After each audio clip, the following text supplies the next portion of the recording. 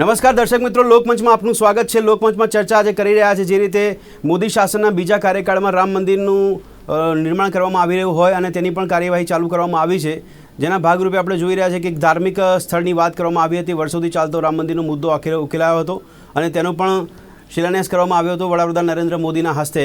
તો આજે ફરી એકવાર ચર્ચા એટલા માટે કરી રહ્યા છે કે આજે લોકશાહીના મંદિરનો શિલાન્યાસ કરવામાં આવ્યો હતો।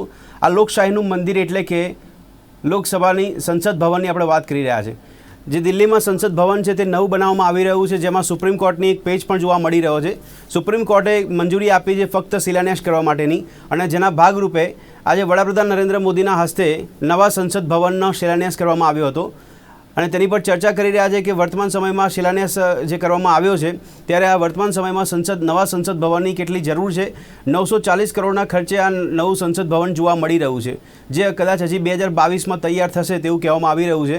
અને મોદીજીના શબ્દોમાં કહીએ તો મોદીજીએ એવું જણાવ્યું હતું કે તેઓ 2014માં પહેલીવાર તેમને અવસર મળ્યો હતો સંસદમાં જવા માટેનો, અને આજે બીજી ક્ષણ જોવા મળશે કે જ્યારે ભારત દેશ આઝાદ થયો તેના 75 વર્ષ પૂરા થશે, એ સમયગાળા દરમિયાન નવું સંસદ ભવન તૈયાર થઈ જશે।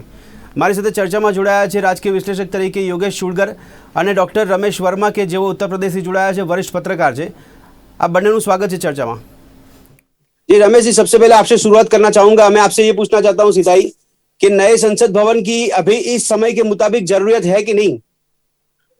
कुछ सरकार इस मामले में जल्दबाजी कर रही है, क्योंकि ये लगता है कि प्रधानमंत्री नरेंद्र मोदी नए नए इतिहास रचना चाहते हैं और नए नए मील के पत्थर, उन्होंने आज भी फिर कहा अपने भाषण में ही, उन्होंने कहा कि ये एक मील का पत्थर होगा। और उन्होंने ही ये कहा कि 2026 के बाद जब सीमांकन होगा तो उसके बाद संख्या बढ़ेगी। अभी 2026 की बात तो खुद कर रहे हैं। रमेश जी, आप तो वरिष्ठ पत्रकार हो, लेकिन मेरा एक सवाल आपसे इसलिए है कि पहला सवाल ये कि सरकार जल्दबाजी क्यों कर रही है, कोई खास वजह? और दूसरी बात कि जो आर्टिकल 81 है उसके मुताबिक देखा जाए तो 1971 के अंदर ये देखा गया था कि सांसदों की संख्या में बढ़ावा या कम किया गया था। तो आपको लग रहा है कि इस सिचुएशन में अभी आगे के समय में सांसदों की संख्या बढ़ाई जाएगी?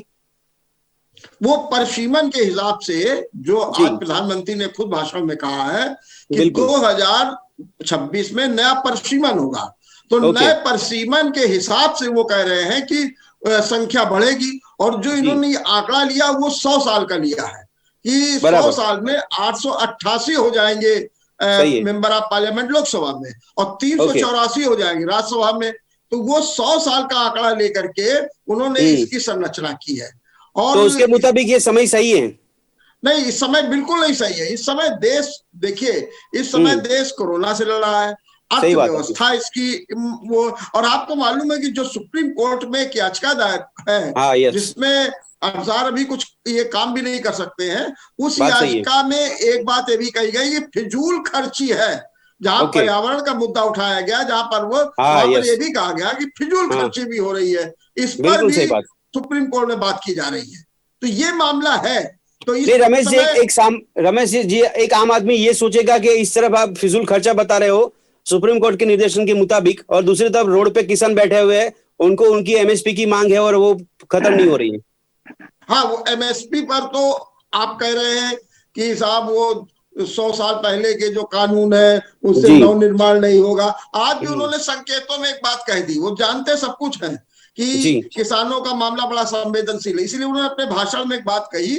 उन्हें मालूम है कि पंजाब और हरियाणा में के ज्यादा किसान हैं, सिख समुदाय के हैं, तो उन्होंने गुरु नानक के एक शब्द का उल्लेख करते हुए कहा कि इस लोकतंत्र में संवाद बना रहना चाहिए। बार बार मैंने उन्होंने एक तरीके से किसानों से ये कहा कि आप संवाद बनाइए, मतभेद रहेंगे लेकिन उनको विच्छेद मत कीजिए। मैंने उन्होंने भी सीधे कहा कि आप उनको तोड़िए नहीं, संवाद बनाए रखिए। तो एक उन्होंने किसानों को भी ये बात कही है। एक और किसान परेशान है, दूसरी ओर कोरोना, अर्थव्यवस्था आप खुद ही कह रहे हैं, नौकरियां मिल नहीं रही हैं।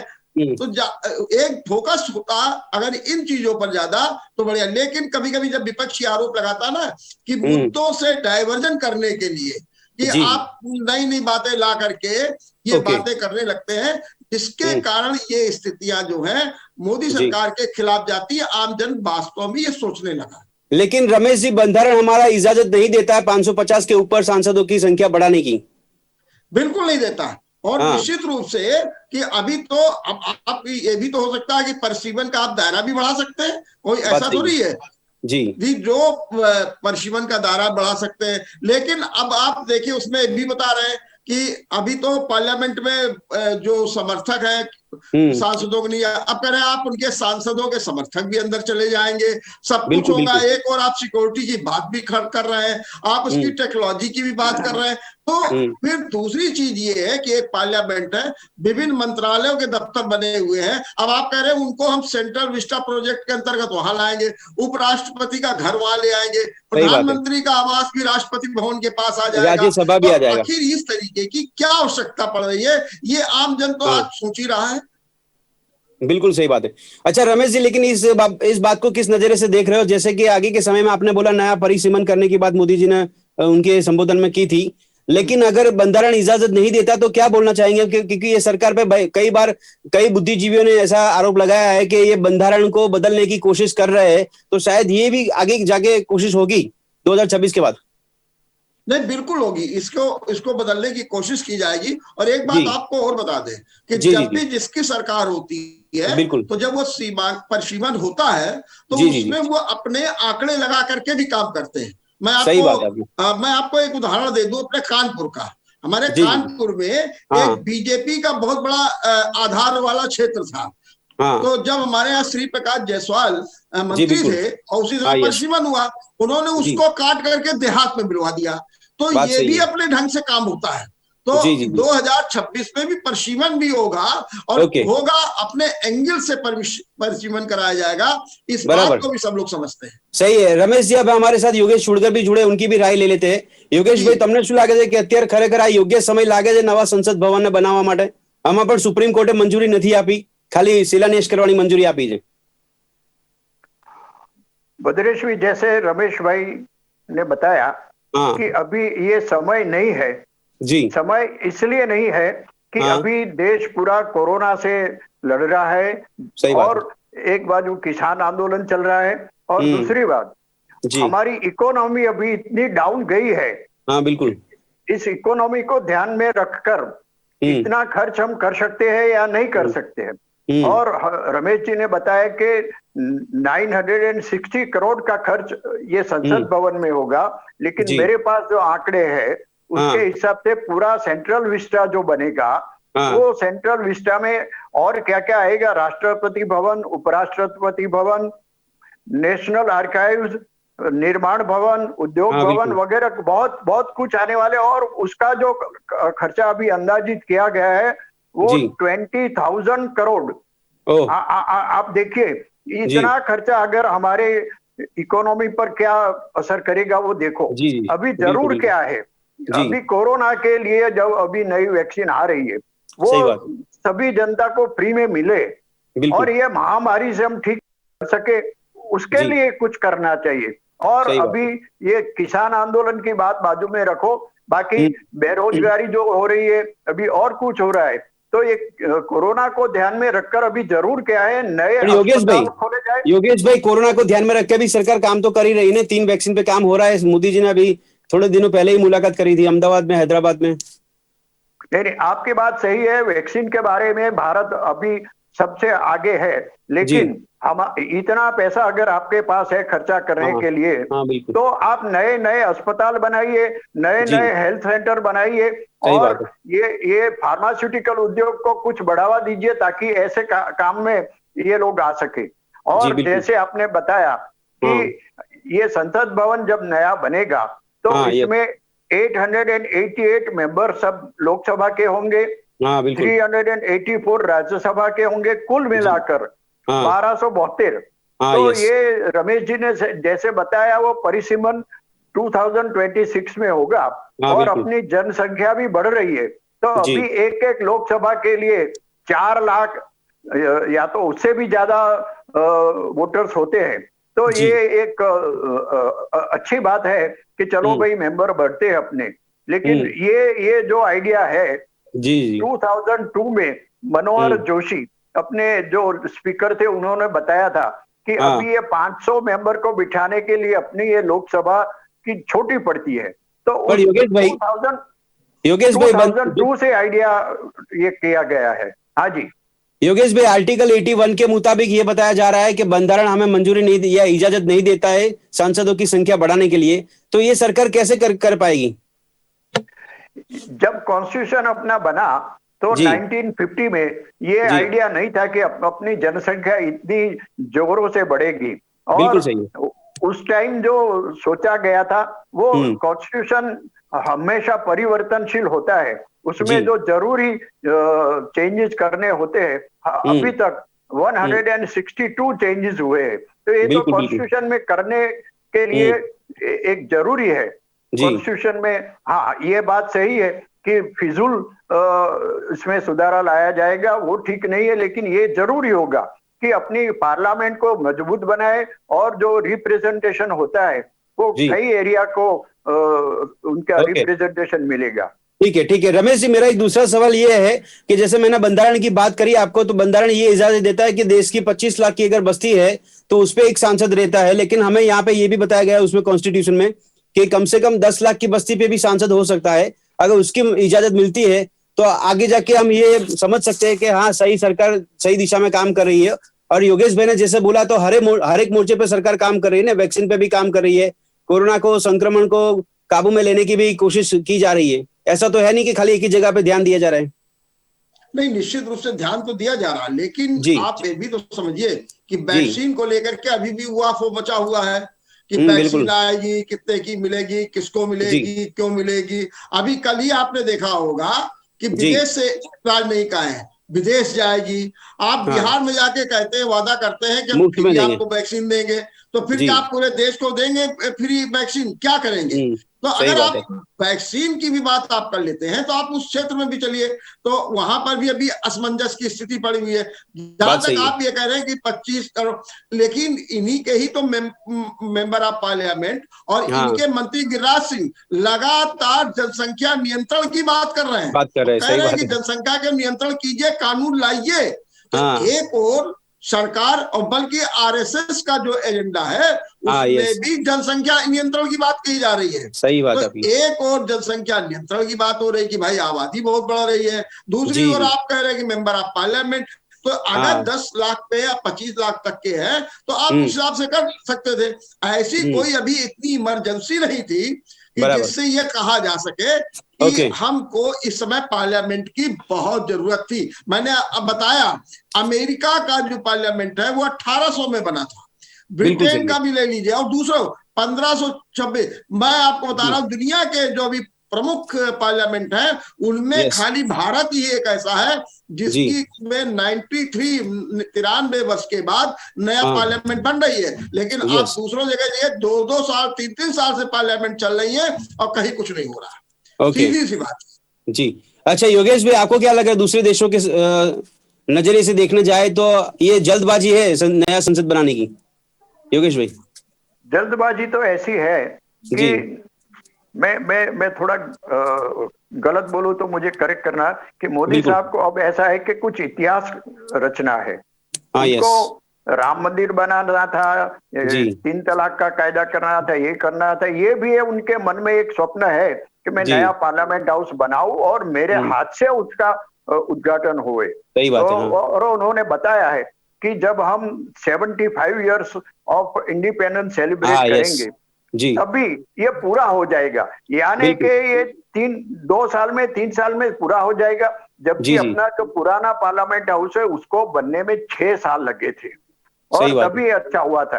तो ये जल्दबाजी में ये कैसे होगा, ये मैं तो सिविल इंजीनियर हूँ, मुझे ये समझ में नहीं आता है कि इतना बड़ा अच्छा। काम 2 साल में कैसे होगा। फिर भी तो नहीं, आपको ये लग रहा है कि ये बहुत बड़ा चैलेंज है 2 साल में कंप्लीट करने का? चैलेंज तो है, लेकिन फिर काम कैसा होगा, उसकी क्वालिटी अच्छा। कैसी होगी वो भी देखना पड़ेगा। नहीं, पर योगेश सिविल भाई, इंजीनियर अभी तो जो बातें सामने आ रही है उसमें ऐसा बताया गया कि ये जो भूकंप प्रतिरोधक बिल्डिंग बनेगी, ये जो बनेगी नया संसद हो। अभी तो पूरे देश में ये कानून हाँ। लाया गया है कि जो भी नया बिल्डिंग बनेगा वो हाँ। भूकंप के सामने टक सके, ऐसा बनेगा। सही लेकिन बात। ये जल्दबाजी से क्या होता है कि काम में क्वालिटी में कुछ कॉम्प्रोमाइज करना पड़ता करना है। पड़ेगा, तो बराबर है। ओके और रमेश मोदी जी, साहब लेकिन योगेश भाई बता रहे उस हिसाब से अगर मोदी सरकार इतिहास बनाना चाहती है इसमें, लेकिन गलत क्या है? जी अगर मोदी सरकार कोई इतिहास बनाना चाहती है तो इसमें गलत क्या चीज है? नहीं, तो मैंने तो शुरुआती इस बात से की थी कि जी नरेंद्र मोदी जी इतिहास रच रहे हैं। जी और बिल्कुल। उन्होंने आज भी अपने भाषण में कहा था ये मील का पत्थर साबित होगा। और हाँ उन्होंने सही ये है। भी कहा था कि जी जब 75 में हम 75 वर्ष मना रहे होंगे स्वतंत्रता दिवस की 2 साल बाद, तो बिल्कुल ये जो बिल्कुल। पार्लियामेंट होगी वो जी आदर्श प्रेरणा स्रोत बनेगा हमारे लिए, और सही बात है। दिखाएंगे। और दूसरी चीज वो ये भी दिखाना चाहते हैं कि जो हाँ विदेशी गुलामी की चीजें थी उनको हम बाहर करके और ओके। अपने भारतीय, अब आप देखिए जरा, मेंबर आप जो पार्लियामेंट बन रही है वो हाँ आपने देखा होगा तिकोना है। ये हाँ हमारी त्रिकोणाकार है। वैदिक साहित्य में कहा गया, हमारी संस्कृत में कहा गया था। वास्तु और के आज मुताबिक। उन्होंने भी कहा कि पुरातन और नूतन का सह अस्तित्व होगा ये जो है नया पार्लियामेंट संसद जो भवन। बन रही है। और ये ओके। पूरे भारतीय, माने ये हम्म दिखाएंगे कि ये जो हम्म। विदेशों की थी जो पार्लियामेंट थी उसकी जगह मेरी भारतीय जो है कितनी आदर्श है, कितनी प्रेरणा स्रोत है, कितनी श्रेष्ठ है, ये भी वो दिखाने को। हाँ, जहां तक 2 साल की बात है, मैं ये जी मानता हूं कि हाँ 2 साल में ये वो ढांचा पूरा कर लेंगे जहां पर बिल्कुल सही। लोकसभा की बैठकें हो सकती है और राज्यसभा की बैठकें हो सकती है। अच्छा इसके अलावा रमेश जी आपके अनुभव से एक बात पूछना चाहता हूं मैं आपसे। आपका जिस तरह का रिपोर्टिंग रहा है उस हिसाब से कि जैसे अभी जो सांसद बैठते हैं पार्लियामेंट में उसमें ऐसा बताया गया अपने कॉन्स्टिट्यूशन में कि वो बंदा जो होता है जो नेतृत्व करता है वो सांसद, उसके सामने कोई फौजदारी गुना भी नहीं होना चाहिए। तो लेकिन यहाँ पे हमारे वहां तो इतने लोग भी देखने को मिलते हैं जिसके सामने फौजदारी एक्ट लागू होता है। तो ऐसे लोग भी संसद में बैठे हैं, तो नए संसद में हम क्या होप रख सकते हैं? क्या वो भी बदलाव होगा कि सारे सांसद भी क्लीन हो जाएंगे आगे के समय में? नहीं, स्क्रीन तो इसलिए नहीं होना है कि आपको मालूम होगा कि हम्म। अभी अभी सुप्रीम कोर्ट में एक इसी बात में वार्ता चल रही थी। तो जी। सरकारी पक्ष की ओर से कहा कि अरे हम्म। भाई, कोई व्यक्ति एक बार मुकदमा हो गया और सजा भी हो गई तो उसको हाँ हमेशा बिल्कुल। क्यों दागी माना जाए। अब तो ये सब बात शुरू होने लगी है।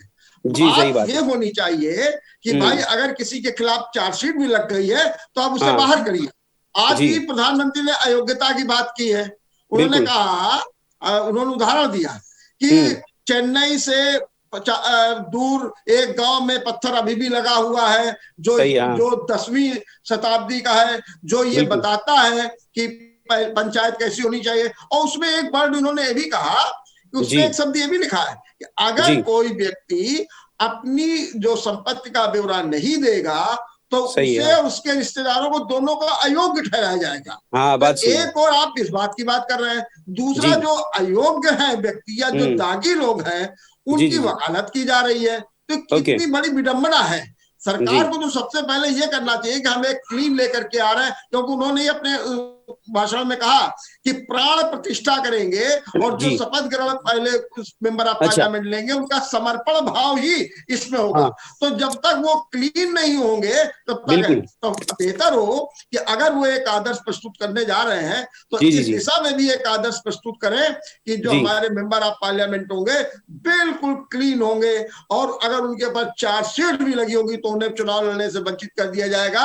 हाँ यस। जब वो बरी हो जाएंगे तब माना जाएगा। लेकिन ये बात ओके। तो कहीं यहाँ नहीं है, बल्कि अब तो रम दागियों को भी यस। पार्लियामेंट में पहुंचाने की बात की जा रही है।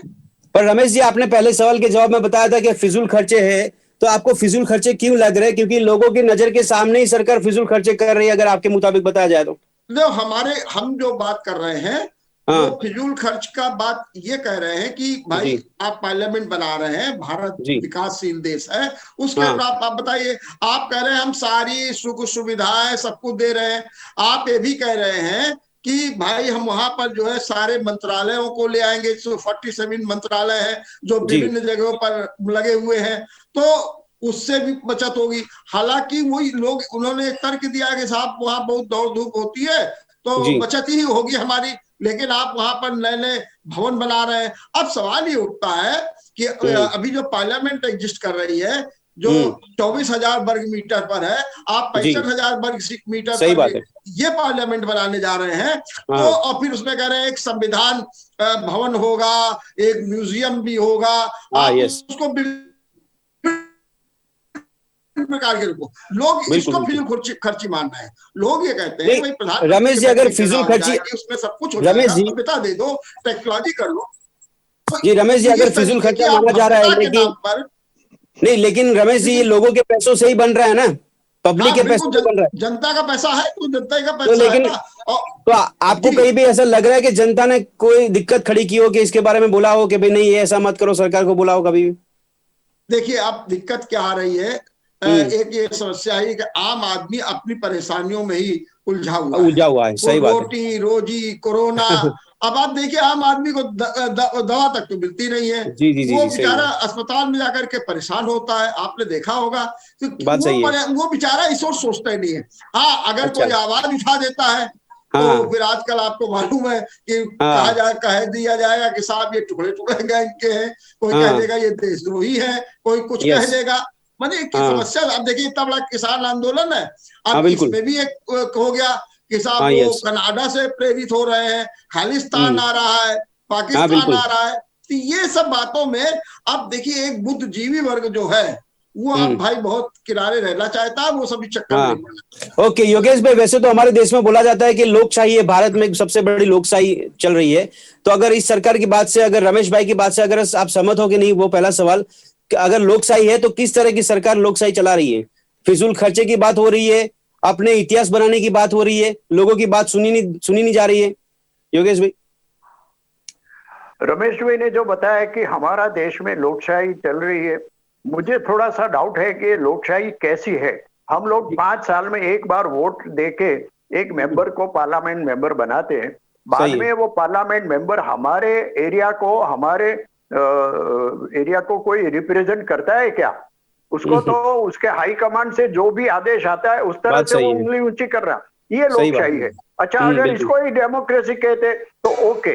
अच्छा, यहाँ अभी क्या हुआ है पूरे भारत में कि हमारे जुडिशरी अभी तक उसके लिए लोगों को बहुत सम्मान था और है, बिल्कुल बिल्कुल। मुझे भी है।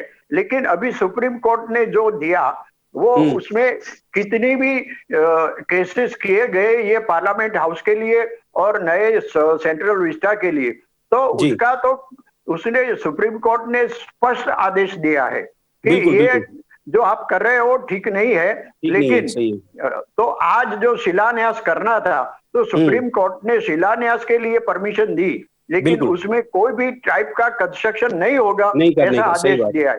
तो हाँ उसको ध्यान में रखते हुए आज का शिलान्यास का प्रोग्राम कैंसिल करने जैसा था, ओके। क्योंकि कोर्ट का क्या डिसीजन आएगा वो मालूम नहीं है।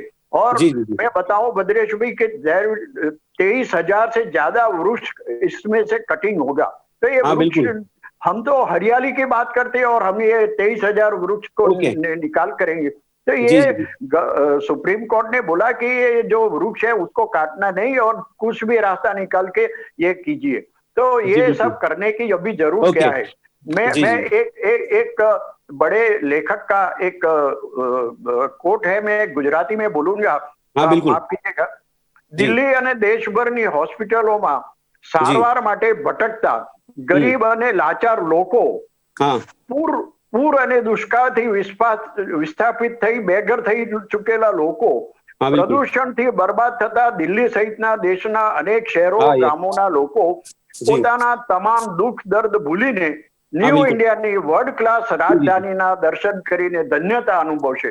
એટલે આપણે તો વાહવા કરવાની જ વાત રહી, बाकी આપણા ओके। દુઃખ તો આપણે જ सहन કરવાના છે। ठीक है योगेश भाई, रमेश भाई, वैसे तो यहाँ से चर्चा को समाप्त करते हैं, लेकिन आखिर में ये बताना चाहेंगे हम सबको कि जिस तरह से आपने रमेश भाई आंकलन किया है कि सरकार अपनी मनमानी भी कर रही है और इतिहास बनाने की बात कर रही है, लेकिन फिर भी आपने कई बातें ऐसी बताई कि जो अभी जरूरियात नहीं है, फिर भी ये संसद भवन बन रहा है और 2022 तक ये बनाया जाएगा। और उसमें भी योगेश भाई ने बताया कि बहुत सारे चैलेंजेस है, वो चैलेंजेस कैसे निपटेंगी सरकार, वो भी जरूरी चीज है, क्योंकि इसकी क्वालिटी कैसी रहेगी वो भी बताने की बात है। तो यहाँ पे हम इस चर्चा को समाप्त करते हैं। इस चर्चा में आप दोनों ने भाग लिया, इसलिए आपका धन्यवाद। तो दर्शक मित्रों, फरी મળીશું લોકમંચમાં એક નવા વિષય પર ચર્ચા કરવા માટે। ત્યાં સુધી રજા આપશો। નમસ્કાર।